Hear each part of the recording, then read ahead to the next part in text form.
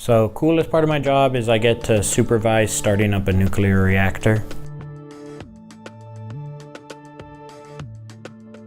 Here at NPTU Charleston, we train the next generation of nuclear-powered submarine operators and aircraft carrier operators. So on a day-to-day basis, we're covering training students to have the proper level of knowledge and then the operational wherewithal to operate the U.S. Navy's nuclear reactors both underwater and on top of water.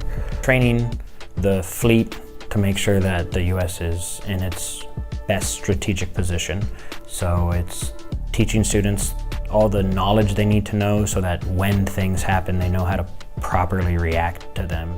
So on a day-to-day basis, my job is comprised of teaching students how to operate our nuclear reactors here at Charleston. So that could be out on the physical plant, like giving them instruction that way, or giving them what we call checkouts, checking up on their knowledge of the systems that we have. I was in college and I came across a recruiter at a job fair. He mentioned that there is a nuclear pipeline, as I had no idea until that moment that the Navy offered anything like this. I can't speak enough of the lifestyle of Charleston. It's a beautiful place. You know, it's kind of small town vibes, but also, you know, the benefits of a city, no more than 5 or 10 miles from the ocean.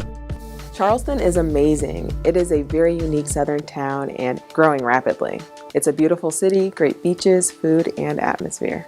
After being in the Navy for 5 years, the level of experience that I would have gained would allow me to line up a really top of the line job when I get out.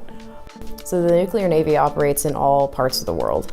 We have to be safe when we operate because the reality is there's nuclear reactors on board and we operate with an untarnished record. In terms of how does my role support the overall mission of the Navy, I'm the final stepping stone before they get sent to the fleet to operate the nuclear reactors in all of the Navy's submarines and aircraft carriers.